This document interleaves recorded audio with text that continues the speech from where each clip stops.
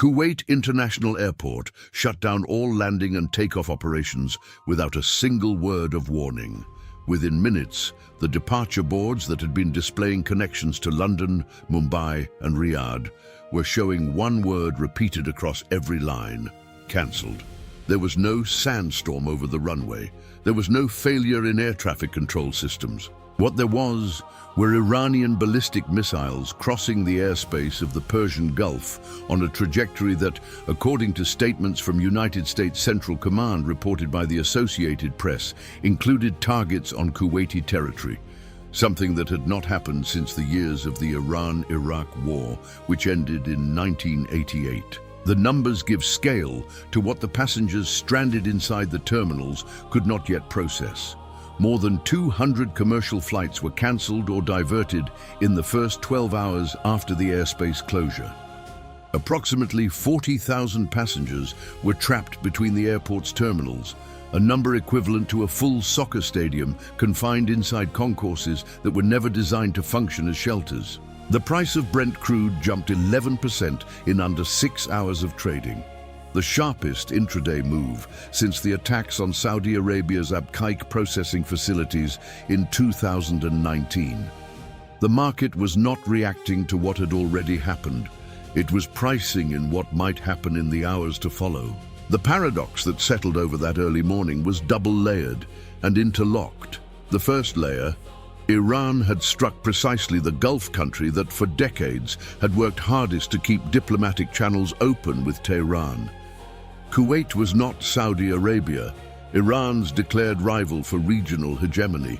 It was not Bahrain, home to the United States Navy's Fifth Fleet. Kuwait was the neighbor that kept insisting on mediating, on maintaining ambassadors, on preserving a line of communication that nearly every other Gulf state had already narrowed or cut entirely. And that was exactly the neighbor the Iranian regime chose to strike.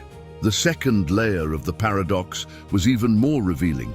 By attacking Kuwait, Iran did not merely hit a civilian airport and the infrastructure of a sovereign state. It struck the credibility of its own decades-long narrative, the narrative that its weapons existed exclusively to deter aggressors, never to threaten neighbors. Every missile that crossed Kuwaiti skies demolished years of Iranian diplomatic rhetoric at the United Nations and in the forums of the Gulf Cooperation Council. And the deepest paradox of the entire crisis lay precisely there. The weapon the regime had launched to wound its enemy was, at that moment, destroying its own last diplomatic bridge in the region. But what drove Tehran to cross a line that the regime itself had respected for nearly 4 decades? The answer lay 150 kilometers from the paralyzed airport, inside the fortified perimeters of 2 installations the Kuwaiti government preferred not to mention in public statements: Camp Arifjan and Ali Al Salam Air Base. Together, those 2 installations housed approximately 13,000 American military personnel, the largest permanent concentration of United States troops in the Persian Gulf outside of Qatar.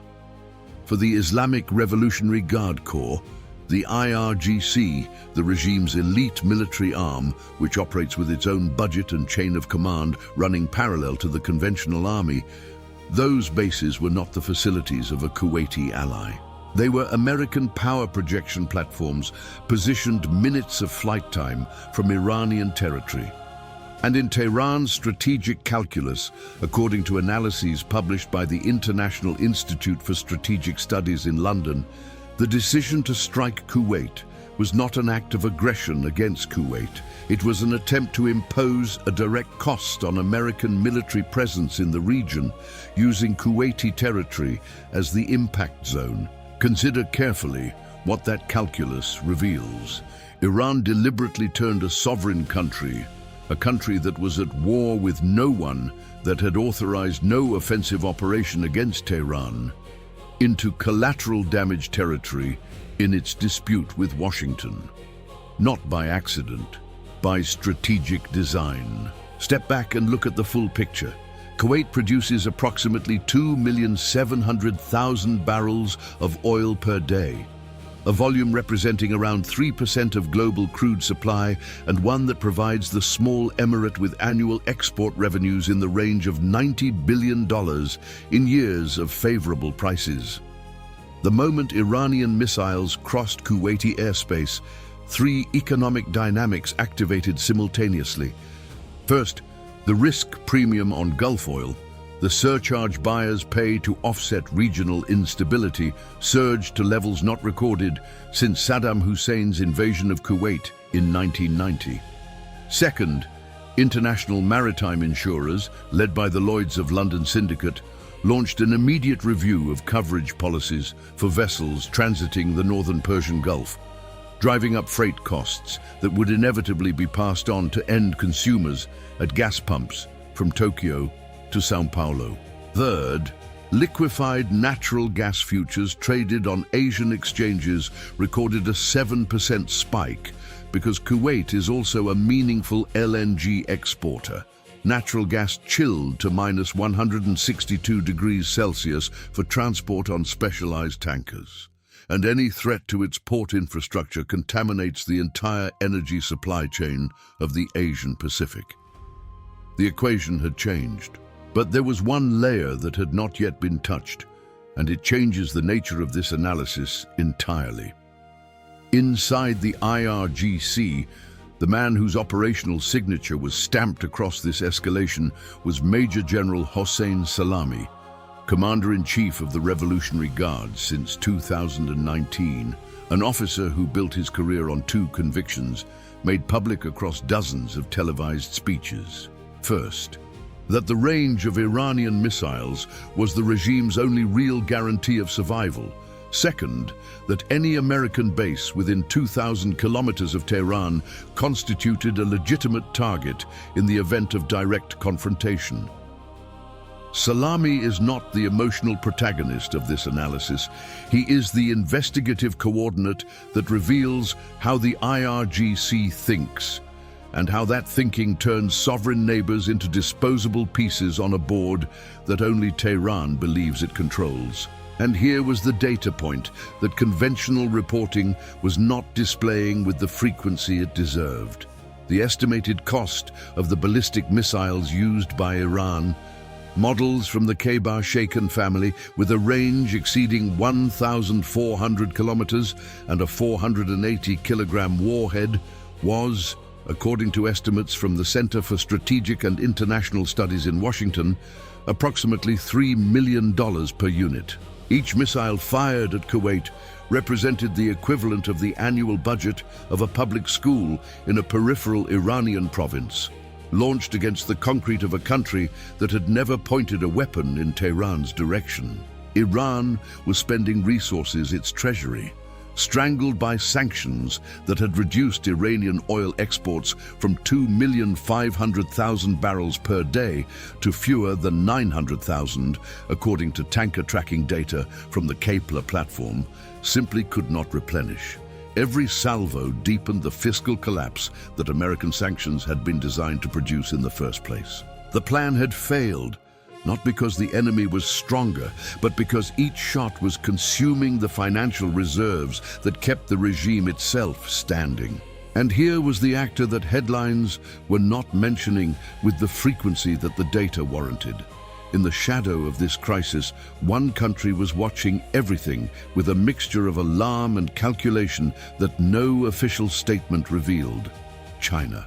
Beijing imports approximately 11 million barrels of oil per day, roughly half of which transits the Strait of Hormuz, the 170-kilometer-wide choke point separating Iran from the Arabian Peninsula, through which approximately 20% of all the oil consumed on the planet passes. Kuwait sits at exactly the northern head of that corridor.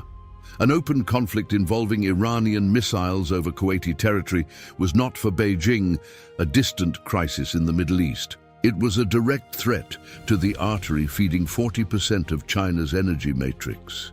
This is not merely a regional crisis. It is the first real test of who controls the energy arteries of the 21st century. And the outcome of that test will redraw the map of global power for decades. The historical analogy that captures this dynamic with the greatest precision is not the tanker war of the 1980s, when Iran and Iraq attacked oil tankers in the Persian Gulf for nearly a decade. That is the obvious comparison, and it is insufficient. The precise analogy is the bombing of the La Belle Discothèque in West Berlin in 1986. In that episode, Muammar Gaddafi's regime in Libya ordered an attack against a nightclub frequented by American soldiers on German soil, using a third country as an impact surface to strike United States military personnel. Washington's response was Operation El Dorado Canyon, direct airstrikes against Tripoli and Benghazi, executed 10 days after the bombing. Two specific features of this analogy illuminate the present with unsettling clarity. First, when a regime decides to use a third country's territory as a battlefield against the United States, the American response historically does not stop at the intermediary territory. It goes straight to the source. Second, the country whose soil was turned into an impact zone, West Germany in '86, did not forget. The alliance strengthened, it did not fracture.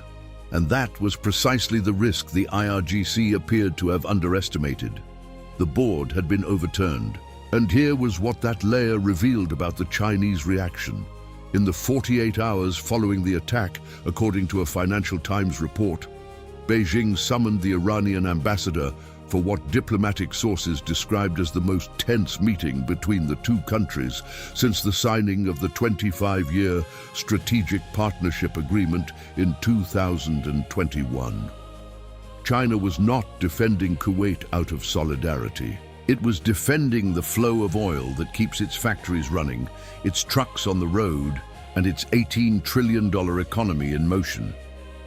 Each additional day of instability in the Northern Gulf was one more day of upward pressure on the prices China paid for crude, and that created inflationary pressure that the Communist Party, in a year of economic deceleration, could not absorb without domestic political cost. Iran had discovered, in the most expensive way possible, that attacking Kuwait did not simply mean provoking the United States.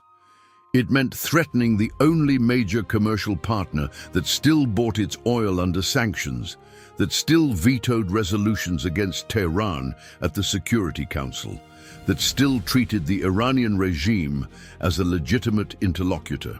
And so we arrive at the question no analyst was answering with sufficient clarity. Chinese pressure on Tehran represented something no American sanction had managed to produce on its own. A constraint coming from inside the very axis that sustains the regime. When your largest oil buyer, your primary technology supplier, and your diplomatic shield at the Security Council calls to tell you that you have crossed a line, the strategic calculus changes in nature. It is no longer a question of how many missiles remain in the arsenal. It is a question of how many allies remain in the room. What emerged from that early morning at Kuwait International Airport was not merely a civil aviation crisis or another chapter in the Iran-United States rivalry. It was the demonstration, recorded in real time by satellites, financial markets, and diplomats across 3 continents, that the Persian Gulf had ceased to be a theater of rhetorical threats and become a testing ground for real consequences. The Iranian regime bet it could use a neutral neighbor's territory as a message to Washington without paying the full price of that decision.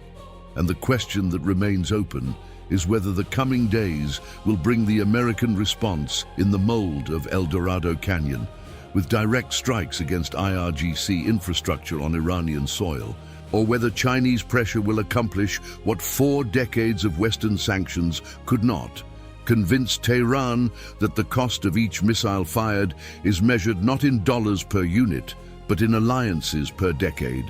The file was open, and files have no expiration date. If this analysis changed the way you see the balance of power in the Gulf, share it with anyone who follows international news and wants to understand what the headlines don't explain.